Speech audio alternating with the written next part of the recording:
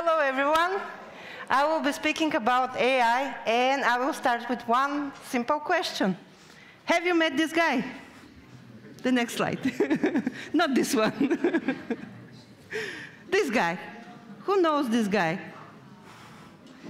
Okay, not many people.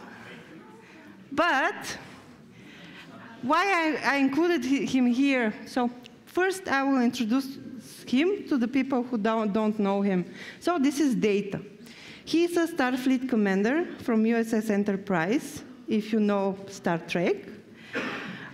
He's very gentle person. He's genius piece of technology because he's an android. So this could be something that we can see in the future as evolution of AI.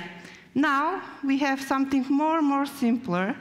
And today I will give you a little information or some hints on how we can use for UX and for design what the AI is capable currently.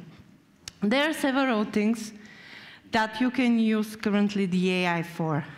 First, you can use it for research, like simple question to get your information up front before you start working on a project, on a thesis, on something that you are curious about. Also, you can use, for example, ChatGPT to generate your survey questions, to generate questions for interviews, also to analyze the data, and, of course, to simulate answers.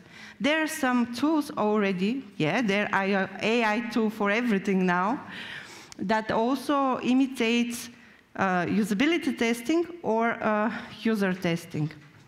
Also, what you can use it for, you can ideate with it. You can use the AI to be your brainstorming partner. And it's quite good. It gives quite good ideas. And also, you can use it to elaborate on the ideas that you already generated with it. You can write text. You can write a copy for your website. You can write a book. You can write a script for a movie. And you can prototype. Of course, there are some limitations here, but with the right prompts, with the right tool, you can create even a real application.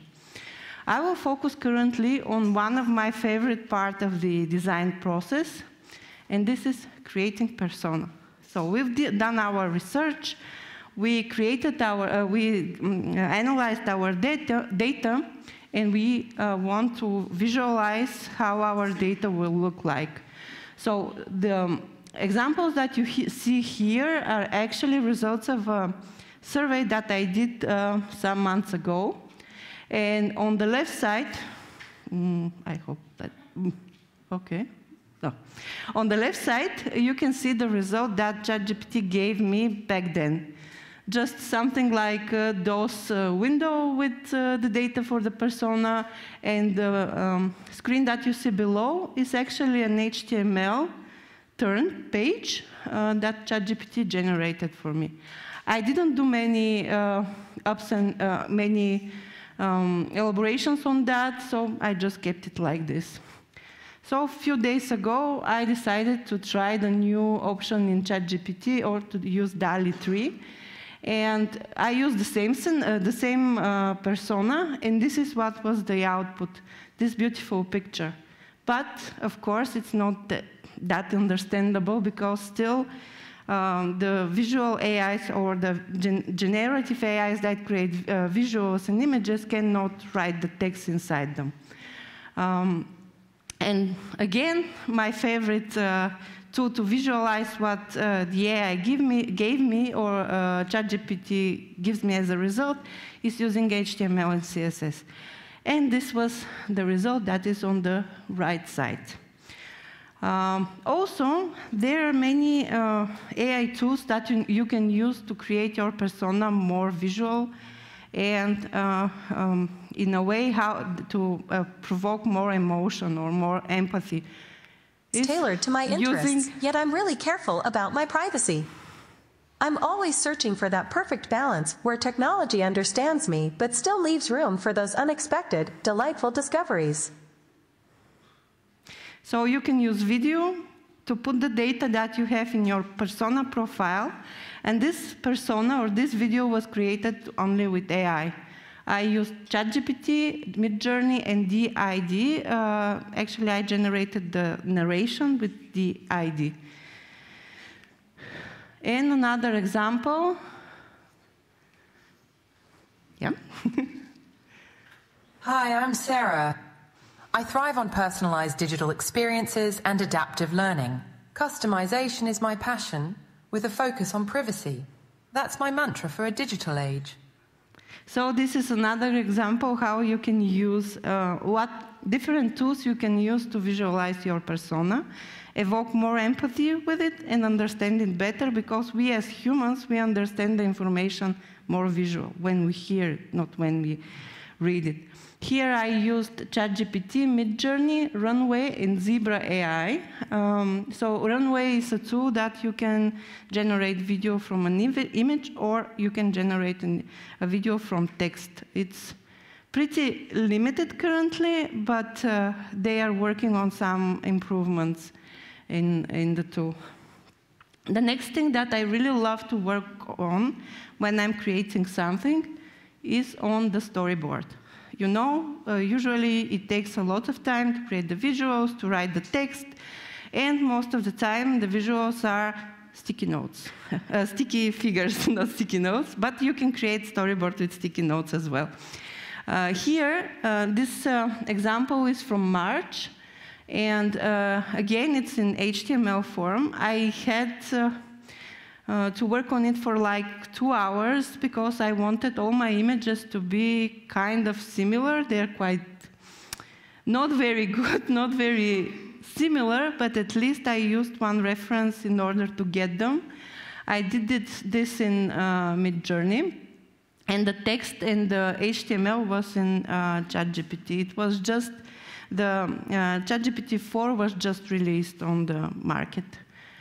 Next thing is from a few days ago. It took me around 5 minutes to generate both of them. The first one is from DALL-E, is a visual representation of my scenario that I created for the storyboard. Of course, you can read some of the text, but not all of it. The next one is with my favorite HTML and CSS, and I also asked ChatGPT or DALL-E to generate the images for it, to keep it a little bit consistent, because in the first draw, all the images were different, so different people, different stages, different styles. And usually when you create something with ChatGPT or Midjourney, or especially ChatGPT, you need to give more and more context. You need to be very, very specific what you want to get as a result, because in the end you can get some surprises. And it's all, okay. Another way how you can create your storyboard is, this takes a little bit more time, but you will have a consistent hero in your in your boards. You can create a character sheet using Midjourney, Leonardo AI, and DALL-E. These are the tools that I used.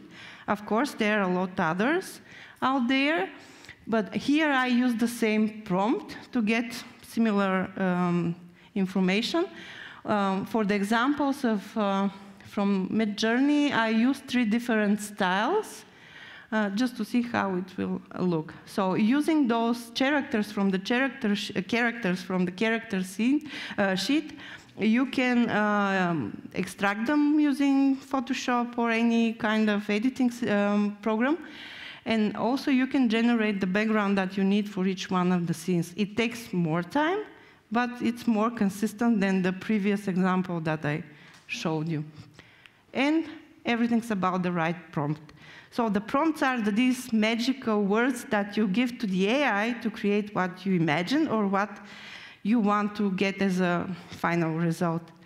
Of course, depending on the AI, you can have different format of prompts. But let's go back to our guy.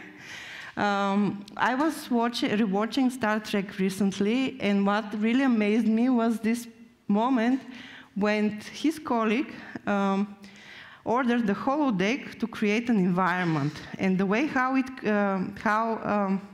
he said the words for this environment to be created is the way how we do our prompts recently. We give instructions what we want to see. And in this case, the computer asked about, okay, give me more specifics. So in order to create the best environment for them, it wanted some additional information. And it was given and it was created. It was a really nice episode, to be honest. And a lot of AI here. But yeah, when you know how to create your prompt, you will get better results. And here I have one example for ChatGPT. So the prompts that are needed for ChatGPT have some different elements that you need to have in mind. You need to know to give the context. So in this case, my context is act as a UX designer. Then you need to give the detailed information. Who is an expert in field research? Then you need to give the goal. Why you want this information? Why you want this? What you want to do? So here you give the goal. Create a questionnaire for interview to understand what are the user needs for people over 70 years old. Then you can give more specifics or also additional goal, like generate 10-based questions about the daily life, the routines. People have also their level of technical knowledge and way of learning. And in the end, you can add the tone of voice, how formal you want it to be, and also you can give us some structure on the result that you will get. So as much as specific you are with your prompts, as good you will get better results. And the result, don't read it, is a questionnaire about the daily life of the people over 70. And here, of course, for Midjourney, the situation is different. If you try to use the prompt that was used in ChatGPT, you won't get what you want. You will get something that the AI is hallucinating. Yeah. Here, you can use a reference photo. If you want to get something similar to something that you've already created, you can give this URL. Also, you can give several URLs that you want to create together. Then you describe what the AI to imagine for you. I'm saying imagine, but because this is the command that you give to the AI, to Midjourney. Imagine something. And in the end, you can give some parameters to get, for example, different ratio, different style. You can use also different version of the AI. And the result of my Cocker Spaniel with cat, with hat and glasses, in a Van Gogh style, this is the result. The cat is not white, because I specifically asked for a white cat, but you get what you get. And, okay, just a little bit back. Saying all this, we need to have in mind that this is something that, as also Ludmil mentioned, that also Dani mentioned in the beginning, AI will change things completely and drastically. And we need to think about the ethics behind. We need to think about the responsibility as the creators of this AI we have, not only for us, but also for the future. Because one day we may get our data, like a living, breathing Android. And also, there are many things like challenges that we need to have in mind when we talk about AI. I listed them here. I will mention them. I will focus just on a few of them because of the time. The first one is the bias and the fairness. With regards to bias, you heard several times today that the AI is quite biased about the race, about the culture, about the social status, As you see on the picture here, there is evidence that the face recognition really difficult, it's very difficult for face recognition software to recognize people with darker color. And so also there's some bias with regards to people with dark color of the face, because we as white people,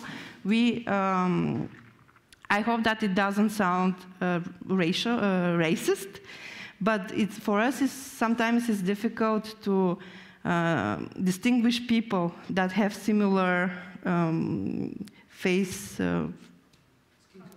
not the face structure, different faces. And for the AI, it's also quite difficult. There are some researchers in this situation how to handle that, but mostly one of the reasons why this is happening is the contrast of the face elements that we have. And the other thing is that most of the AIs are mostly trained with data that is from white people. Yeah, unfortunately. The next thing is transparency and accountability. We need to know from where the data comes, because the data can be faked, or the data can bring to this. I mentioned earlier the term hallucination, which is based on if you give fake data to the AI, it will give you fake results. And this is kind of hallucination for it. Data privacy and security, again, the models, they are trained with a lot of data, and part of this data is also private data. And we need to know how they ensure the security of this private data as well. Next thing is with regards to creativity and ownership. And this is the biggest problem currently, because most of the models are trained with text and images that are created by someone. The authors, the writers, currently are not very happy with the situation, because their texts are put inside the large language models, sorry. And it's used to create something new based on their style, their way of writing, and their way of drawing. For all the people who create pictures, digital art, we see, especially in the early days of Midjourney, we saw a lot of evidences that there were some images that are copyrighted, that are used without the consent from the copyright holder. So for me, this is probably one of the most important ethical challenges for the AI. Impact on employment. Of course, we fear, or I'm not sure who fears that the AI can take your job, but for sure it will change our job. Probably it will tune in to some of our skills that we can enhance and make better, or it could eliminate part of the skills that we already have.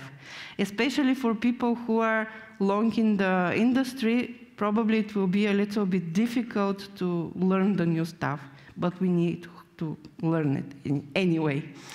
And last but not least, the last concern is the environment and sustainability. As we already heard today, all this magic is not happening just out of thin air. There are a lot of servers, a lot of machines staying there, and a lot of energy that is used in order to drive everything. And even a simple prompt can result to a really big waste of energy. Again, it depends on what you will get in the end, but still it will be a big impact on the environment. Small information about how this can be tackled. In 2021, the European Union decided to push this AI Act. And currently, I think that it's still not finalized, but it's focused mostly on how to deal with all those challenges that you saw a little bit earlier. Again, I won't talk about everything. I will focus on a few points. So they want to adapt this risk-based approach, depending on what kind of AI is developed and for what it will be used. There are 3 types of risk levels. The unacceptable risk is the risk that we cannot take anyway. This is something that if the AI is intended to bring harm to people or cause mass hysteria or bad things to happen to people, to an individual, this is the risk that we should not take. There's also high risk where the private data is involved, where the activities like airplane flying, everything that is related with people's safety is a high risk and needs to be accepted case by case. And the low risks are those that we can take. They are mostly related with text, with images that are not, again, I want to underscore, they are not related with the deepfake images that can be created. This is also a big risk. One of the things that currently are happening on the internet is taking famous people, putting them in situations that they have never been. And this is a very popular one. And in one moment, when the AI is so powerful, you won't be able to distinguish which one is true and which one is fake.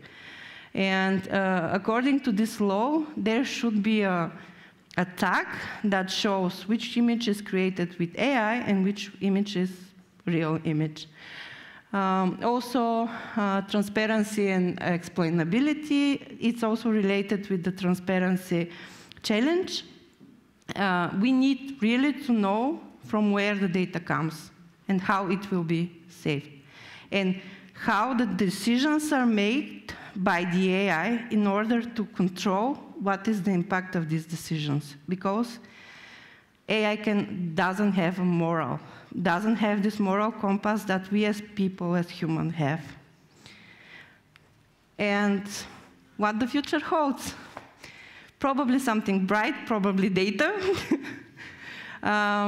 Again, here I will give a little bit of a zoom out of the design part. I will focus on more global thing. And first thing is entertainment. I want you to watch this video.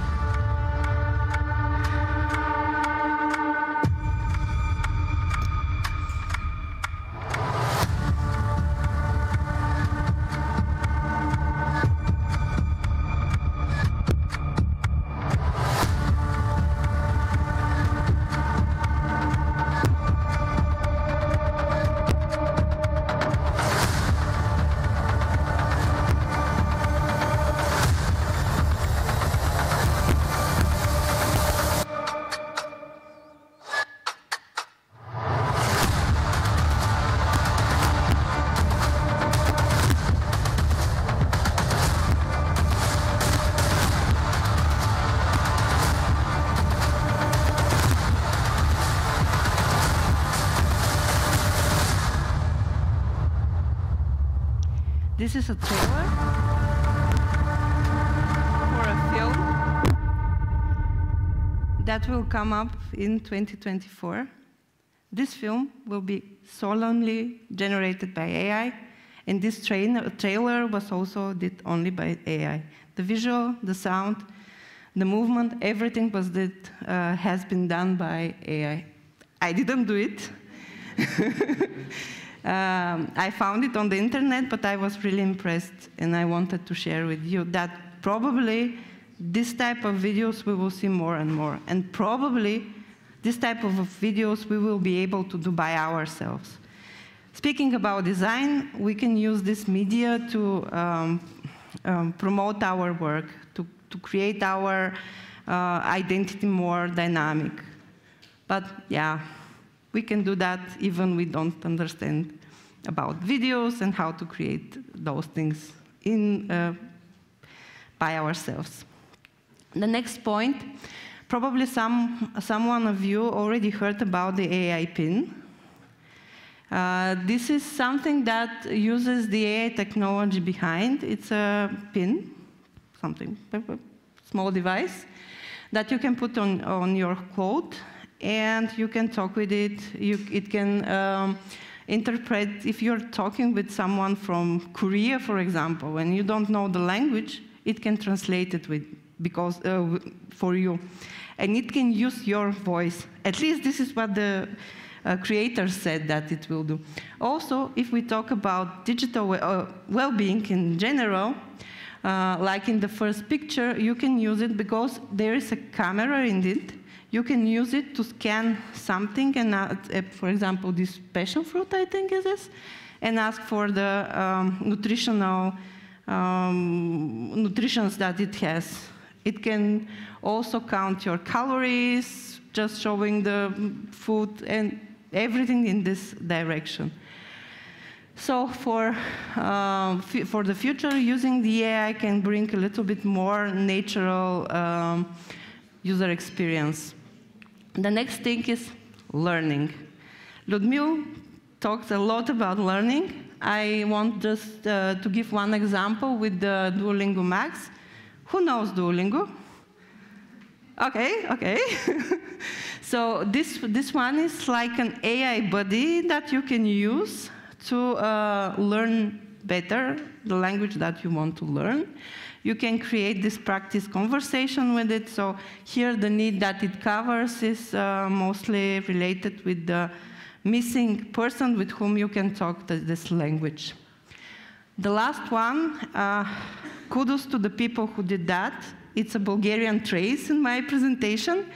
So this is Kelvin Health. If there's someone from the company, kudos again. So this app uses the thermal camera of the phone and scans your body. And if you have anything that is abnormal, it can also notify your doctor. It's really something that can bring a lot for the humanity. And last but not least, androids and robots. And of course, we can get our data. Small story, personal story. A few weeks ago, I was asked to answer the question who I want to have in my team as from the fictional characters that I know. And I answered Data, so Data's here. I hope he will be in my team soon. But yeah, there are some robots already developed. Probably you've seen Pepper in Postbank in the mall, I think.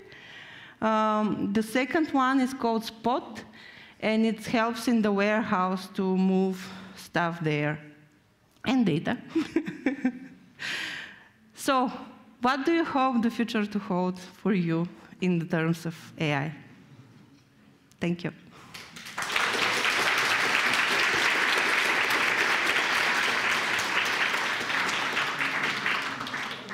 If you have any questions, ask them.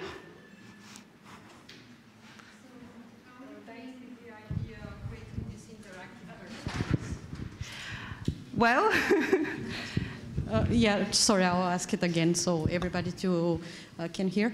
How you came with the idea to create this interactive way of the personas? Did you had a task for it, or you were inspired by something, or for example, you saw it somewhere? So yeah. Well, I experiment. I love to experiment with the new technologies. It was just an experimental case that I worked on for a presentation that I did in March. And with regards to the video personas, it was actually copied from a colleague of mine who said, okay, we have video, okay, we have the data for the personas, why don't we use them to bring the persona to be more alive, to be like real person. So yeah, this my colleague is the inspirator of this persona. Yeah, pretty good catch. And one more thing, did you had any struggles? Can you share any struggles at the beginning, like having the right prompt when you work with the AI? Yes, with ChatGPT it's easier because it understands quite well. But my first examples with Midjourney are, not something that I want to share. Of course, back then the situation with the Midjourney was a little bit like shaky. It was not that good as now. So you can get 3 hands, 15 fingers, and a leg on your head, but you can get the idea of what you want to get. Of course, in the beginning, I started with really, really simple prompts like, what is the universe? What is UX? And one of my first experiments was to put my favorite poems, or just part of the poem, inside Midjourney and get what it will visualize. And also I get one experiment with a haiku, one of the most famous haikus by Basho, for a frog that is jumping inside a lake. And it really drew a frog that is jumping in the lake. Okay, thank you. What you showed was very impressive, so I think if you can share maybe further with how you got to your process, maybe it will be something very nice to hear. I will be happy to share.